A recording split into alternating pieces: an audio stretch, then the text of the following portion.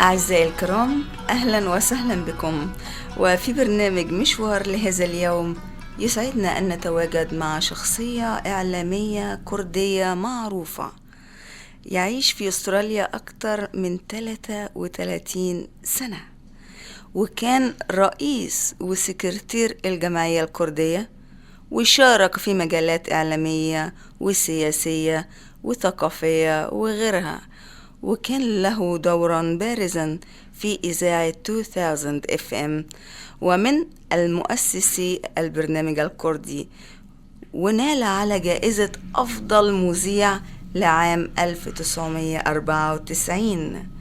طبعا انتم متشوقين جدا وعاوزين تعرفوا مين شخصية النهاردة، ولنتعرف أعزائي أكثر وأكثر على هذه الشخصية المشرفة لدى الجالية الكردية والجالية العربية. يسعدنا أن نتواجد مع الإعلامي والإذاعي الأستاذ مصطفى خليل. أهلا وسهلا بحضرتك أستاذ مصطفى. ألف شكر منال، أشكرك وأشكر أسرة الإذاعة العربية من 2000 FM لإتاحة لنا هذه الفرصة ونقدر نتكلم عن الماضي والحاضر. نعم. طب أستاذ مصطفى، نبدأ بقى أول سؤالنا. معلش أنا عندي أسئلة كتير النهاردة. طيب، فحضرتك أستاذ كبير فلازم تاخدني كده واحدة واحدة. إمتى بدأت حضرتك في مجال الإعلام؟ منال، بدأت في عام 1985. وقتها كان العالم كتير ما بيعرفوا عن الأكراد. بدأنا في الإذاعة بيقولوا سكيدرو 2RSR. بدأنا في البرامج الكردية، كان كل أسبوعين ساعة. وقتها العالم ما بيعرفوا حاجة عن الأكراد، وتقول أكراد مين، بيقولوا ده إيه الأكراد وين. كان الغاية طبعا نوصل الاسم والصوت الأكراد للجاليات اللي هنا وللشعب الأسترالي. وفي نفس الوقت كنت بقدم برامج كمان في 2RDJ FM، كان باللغة الإنجليزية والكردية. طبعا كان كل أسبوعين ساعة. نعم. لغاية ما تأسست إذاعة 2000 FM، والفكرة التأسيس إجا من بعض الشخصيات، كان منهم الله يرحمه مايكل تومسون ب 1991، وأنا كنت عضو في هاللجنة. وفي عام 1992 تم تأسيس الإذاعة 2000 FM. وقتها من ذلك الوقت ولغاية الآن أنا عم بقدم البرامج الكردية من 2000 FM. وقت بدأنا طبعا كان حوالي 15 لغة، والآن حوالي 50 لغة. بهالفترة بال 1997 نتيجة خلافات بين أعضاء الإذاعة، أعضاء الإدارة في الإذاعة، ووصل الوضع للمحكمة العليا، قفلوا الإذاعة لمدة سنة. ولكن من خلال جهود بعض الأشخاص، كان منهم إنوكي هو حاليا تشيرمن تبع الإذاعة، والله يرحمه يوجين من هنغاريان هو كمان توفق قبل سنتين، وأنا وكان واحد من إيست تيمور الشرقية أيجيو، هلا هو نائب وزير الخارجية، لأني وقتها كان إيست تيمور لسه ما معترفة بهم. وبعد الشخصيات الثانية بذلنا جهد كتير ورجعنا الرخصة تبع الإذاعة. وبدأت الإذاعة 2000 FM كمان من 1998 لغاية الآن. وهلا شايف الإذاعة في درجة يعني فوق عالية، وتطورت كتير. وهلا في ديجيتال، وهلا في الFM، هلا في حوالي 50 لغة. وطبعا اللغة العربية أحد اللغات الرئيسية في البرنامج العربي. نعم. شكرا كبير لحضرتك أستاذ مصطفى. يعني حضرتك معلش بدأت من 33 سنة. بالضبط 33 سنة، يعني بقول حوالي لأني 85 تقريبا 23 سنة، يعني 23 سنة. طب في إيه الفرق اللي حضرتك شفته من الوقت ده والوقت دلوقتي؟ يعني الفرق كبير منال. وقت بدأنا كان الاستديو، بنبدأ من الاستديو كان بعض الأجهزة المعينة، كان الجهاز الرئيسي كان ريل تو ريل مثل بكرة يعني. نعم. كنا نبدأ بالحاجة زي دي. طبعا كان لا في كمبيوتر ولا في ديجيتال، كان صعب جدا من أجل الحصول على الأخبار، الحصول على المقابلات من الشخصيات برا من الوطن، إيصال الصوت الحقيقي. يعني كانت صعوبات كثيرة في كل المجالات. الآن نحن في عصر الديجيتال، في عصر الكمبيوتر، يعني كنا نبدأ على الأخبار، خاصة بالنسبة للأكراد. يعني لا في عنا إذاعات ولا جرائد ولا كذا، حتى تحصل على الأخبار صعب جدا. مقابلات مع شخصيات في الوطن صعب جدا. هلا الوضع بتعرفي الديجيتال والحاجات، يعني صار وضع مختلف أحدث. يعني لو سألت حضرتك قلت لك كم مقابلة عملتها مش هتفتكر. بالضبط. يعني بتحصل مقابلات مع شخصيات سياسية، ثقافية، فنانين، مع الجالية. يعني بتعرفي العمر سنين طويلة. بعد مرات في الارشيف وقت بلاقي عامل مقابلات مع كذا وكذا عالم، طبعا هذا مكان فخر. بعد مرات واحد بفتخر يعني. طبعا اكيد كلنا فخورين بحضرتك ألف شكر. ألف شكر. طبعا بالمجهودات اللي حضرتك قمت بيها، ما هياش سهلة. يمكن احنا دلوقتي في بنتدلع بالتكنولوجي طبعا قبل كده كنتوا بتتعبوا كتير.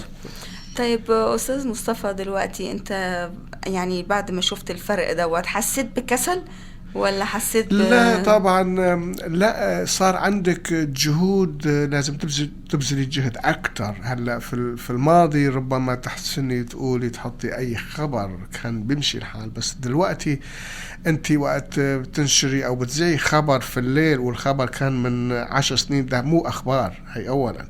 ثانيا العالم أصبح متفتح، لأن في عصر الإنترنت ما بتحسن تقولي أي حاجة، لازم تكوني حريصة جدا. أنا بقول وظيفة المذيع والصحافي هو يعني يعطي المعلومات، مش ينصح العالم، يعطي الحاجة الحقيقية.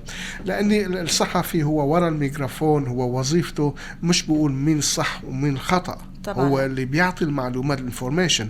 لازم يعني يكون في بالانس على طول.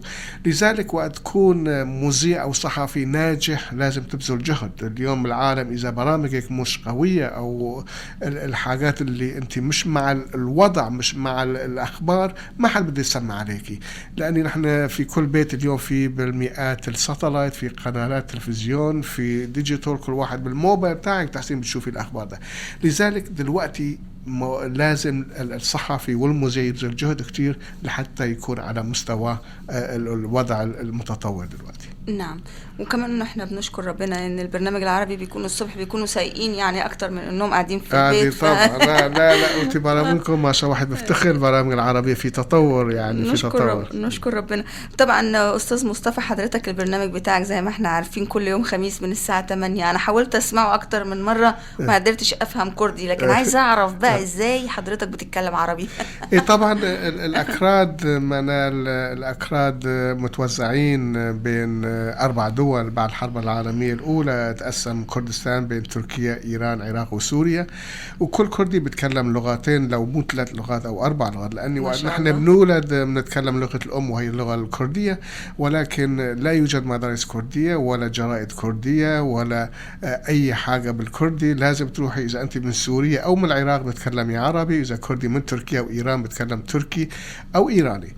ولكن الوضع شوي اختلف. هلا أنا بصراحة يعني أنا حتى الآن محتفظ على اللغة العربية. بعض مرات في الكلمات ما بتطلع معايا، بس 33 سنة ما بتكلم كتير في العربي، بس لسه محتفظ فيها. برافو عليك. ولأني عندي أصدقاء كتير، أصدقاء مصريين، لبنانيين، عراقيين، يعني واحد بيحتفظ على شيء. لذلك يعني وضع الأكراد بيتكلموا عدة لغات. مظبوط. لا بس في بعض منهم ما بيعرفوش يتكلموا عربي أبدا. يعني اتقابلت مع ناس حاولت إن أنا أتكلم معاهم عربي، لكن قالوا احنا ما بنفهمش عربي، فبنهنيك يعني. طب أستاذ مصطفى، ممكن حضرتك تقول لنا الجايزة اللي أخدتها سنة 94 أفضل مذيع؟ يعني أنا دلوقتي مفروض بقى أترعش دلوقتي وأنا قاعدة قدام حضرتك، ولكن ربنا يستر. طب أفضل مذيع، يا ريت حضرتك تكلمنا شوية إزاي قدرت توصل لكده. يمكن الواحد يغير ويعمل حاجة. يعني كل واحد بيوصل، بتمنى كل واحد يوصل. يعني كان يوم سعيد، كان وقتها أكثر من 1500 شخص موجودين، وأكثر من 150 إلى 200 مذيع ومذيعة، يعني وزعوا فيها جوائز لأفضل مذيع، كان طبعا في لجنة خاصة. وكان الحظ هو أنا اللي حصلت على هذه الجائزة. يعني بالنسبة لي الجائزة يعني لها قيمتها المعنوية أكثر من أي شيء تاني. يعني كان إيه إحساسك؟ طبعا إحساس أنت يعني بتشعري إنه في عالم بيقدروا الجهود وبيقدروا العمل اللي بتعمله. لأني كان طبعا البرامج اللي خلال سنين طويلة يعني على نقطة حيادية، يعني على طول في بالانس، يعني ما تاخذ أي اتجاه. يعني هلا بتنظر لوضع الشرق الأوسط بكل بلد عربي أو بالمناطق الكردية في كردستان، في كذا أحزاب، في كذا اتجاهات. يعني لازم تكوني تحاولي، طبعا ما بتحسين تردي الكل، ولكن تحاولي أن تستمري في عمل متساوي. نعم. لذلك كان بالنسبة لي جائزة يعني سعيدة جدا، طبعا مش بس إلي، للجالية الكردية اتفاجئت أول ما بالفعل فاجأت. كان يوم سعيد وكان حاجة حلوة يعني. طب دلوقتي طب أعزائي المستمعين، دلوقتي هنسمع مقطع صغير من يوم الاحتفال بالجائزة الأولى للإعلامي والمذيع الأستاذ مصطفى خليل. 94 Radio 2000 FM broadcast from the United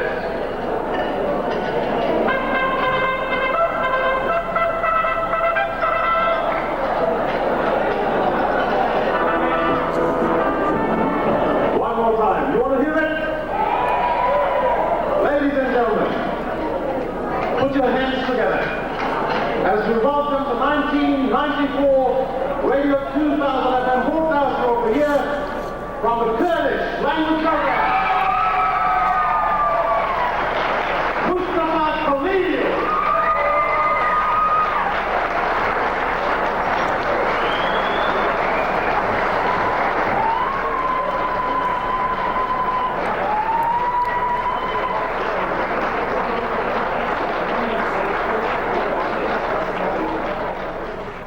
كان منال ذكرتيني ورجعتيني لقبل تقريبا 20 سنة على هالذكرى الحلوة اللي سمعتها. طبعا كان الصوت هو مدير إذاعة ساشي وبعض المسؤولين من الإعلاميين الأستراليين كانوا موجودين. دولت أكتر من 2000 شخص يعني أستاذ مصطفى، يعني بجد حاجة رائعة رائعة رائعة.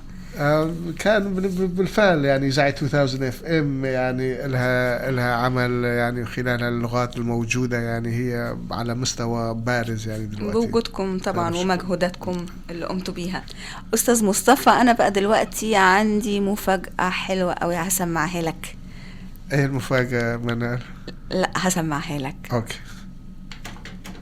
شخص في هذه الحفلة التي وزعت فيها الجوائز للمذيعين والمذيعات، ونحن نعتز ونفتخر بأن الفائز بالجائزة الأولى شخص عزيز علينا جميعا من الجالية الكردية، مصطفى خليل. الحقيقة تهانينا لفوزك بالجائزة الأولى، وتهانينا للجالية الكردية بمصطفى خليل من الإذاعة العربية. لقد فاز مصطفى خليل أمس بالجائزة الأولى، وتهانينا لمصطفى خليل وأسرة العاملين مع مصطفى خليل، وأيضا الجالية الكردية بفوز مصطفى خليل. منال رجعتيني بصراحة لسنين طويلة. الله يرحمه نبيل. بالفعل نبيل هو عملاق الصحافة الإعلامي العربي، هو الشخص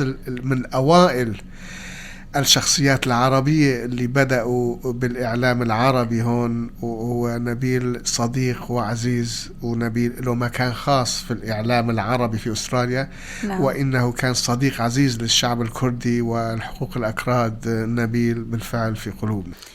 أستاذ مصطفى، الأكراد متوزعين في عدة دول، ممكن حضرتك بس لو تدينا كده نبذة صغيرة أو لمحة تعرفنا؟ منال، طبعا الأكراد الشعب الكردي يتكون أكثر من 50 مليون، يعني أكبر قومية في العالم بدون وطن.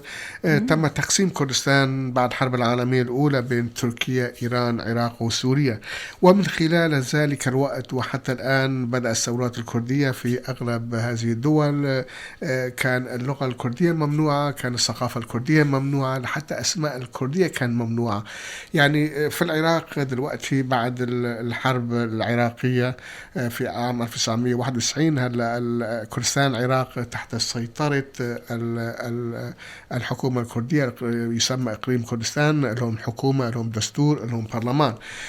في تركيا قبل عشرات السنين كان اللغة الكردية ممنوعة، لحتى الاسم الكردي كان ممنوع، يعني لحتى تروح على تركيا بموسيقى كردية كان بالجنوك. ولكن قبل عدة سنين الوضع تغير في تركيا، ونتيجة تغيرات السياسات العالمية اليوم تركيا بتقول في قضية كردية ولازم نحلها. في سوريا كان نفس الشيء، لغتنا ممنوعة، حضارتنا ممنوعة، ثقافتنا ممنوعة، لحتى كانوا يغيروا أسماء الكردية، يعني عملوا إبادات. صدام حسين استعمل قنابل كيميائية، إبادة شعب. يعني وقت نتكلم على الإبادة والاضطهاد اللي الشعب الكردي لاقى من 100 سنة ولحتى الآن لا يوصف ولا كذا. اليوم وضع في سوريا مثل ما تعرفي وضع في تدهور، 2.5 سوريا بأكملها بتتدمر. والشعب الكردي اليوم صار يعني ضحية بين الأنظمة الدكتاتورية من ناحية، وبين المنظمات الإرهابية، حزب النصرة بيقتلون الأكراد على هويتهم. لذلك الوضع متدهور في كافة البلدان اللي موجود فيها الأكراد. الأكراد شعب يريد أن يعيش بالسلامة، يريد حقوقه، يريد يتكلم لغته، يريد حقوقه على أرض اللي عاش فيها منذ آلاف السنين، أرض أجدادهم. لذلك يعني الشعب الكردي على طول كان شعب صديق للشعب العربي والتركي والإيراني، ولكن الأنظمة الدكتاتورية اللي فرقون واللي عم يعملوا إبادة الشعب الكردي على أمل أنه العالم كله يعيش بالسلام ونقبل بعض. نعم. أنا بأسف جدا إن أنا بسمع الكلام ده، وطبعا إحنا عندنا دراية بالكلام ده، لكن إن شاء الله ربنا نتمنى الوضع في كل الدول العربية، في كل الشرق الأوسط مثل ما بتعرف بالفعل في دمار والانهيار نتيجة الأنظمات الدكتاتورية والسياسات الخاطئة. يعني حاجة تحزن فعلا. طيب دلوقتي هسمعك برضو، مش هحرمك من أغنية حلوة جدا. هي نصها مصري للفنان علي الحجار، والنص التاني كردي للفنانة ليلى فريقي. دي فنانة مشهورة من كردستان إيران. طبعا الأغنية لها شهرة كبيرة بين الشعب الكردي وخاصة بين المصريين، وعلي حجار طبعا فنان كبير وفنان معروف. بالفعل أنا أول ما عرفت إن أنا هتقابل مع حضرتك قعدت أدور لحد ما لقيت الأغنية. عظيمة دي عظيمة، مشكورك كتير.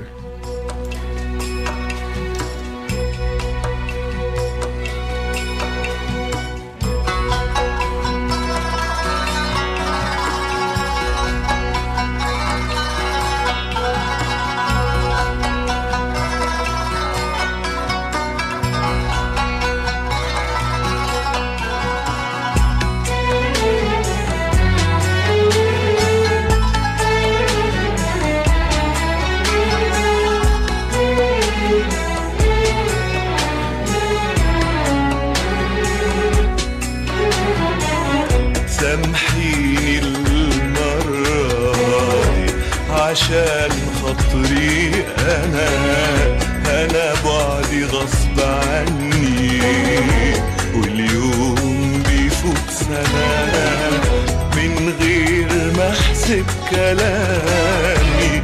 يا حبيبتي قلتلك ازاي بعدك حعيش، ماليش عنك غنى.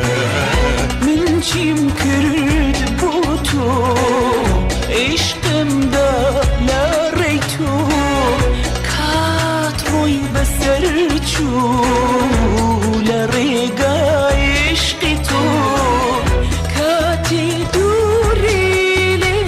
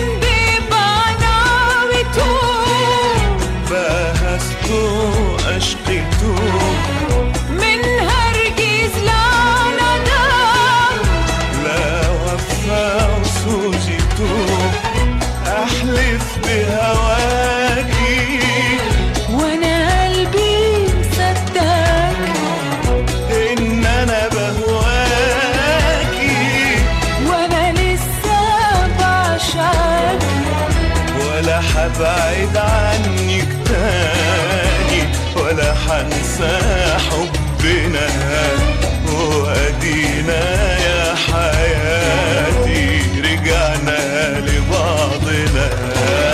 من شمكر بوتو عشقمدا لا ريتو كاتروي بسرچو لريقا عشقتو كاتي دوري ليك رازي جيت ببلين هرتو بوي بيت وتم لك ويبي من هردين. سامحيني المرة دي عشان خاطري أنا بعدي غصب عني، واليوم بيفوت سنة من غير ما احسب كلامي يا حبيبي قلت لك ازاي بعدك عايش ماليش عنك غنى.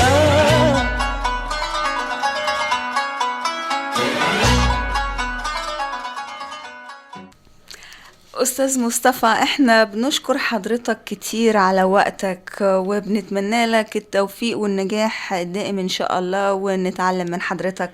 يا ترى في كلمة أخيرة بتحب تقولها؟ ألف شكر، أشكرك وأشكر أسرة البرنامج العربي من 2000 FM، وبالأخص يا منال برامجك الشيقة والحميمة والتي يعني تبرهني بالفعل كل يوم وكل يوم، ويزداد عدد المستمعين. نتمنى لك كل توفيق، وأملا كل الخير والمحبة والسلام لكل شعوب العالم، وبالأخص السورية والشعب الكردي في سوريا التي يمر بمرحلة حرب إبادة، والعالم ساكت عما يجري في إبادة بلد بكامله. نتمنى أنه نحن نقدر بعضنا ونحترم بعضنا، وما نفرض عاداتنا على بعض، نعيش في بلدنا الثاني أستراليا. وكل المحبة والتقدير للمستمعين، وأشكرك مرة ثانية منال، وأتمنى لك كل التوفيق من قلبي. شكرا جزيلا لك أستاذ مصطفى، شكرا. كنا مستمعينا الكرام مع الإعلامي الكردي والإذاعي المحبوب الأستاذ مصطفى خليل، وشكرا.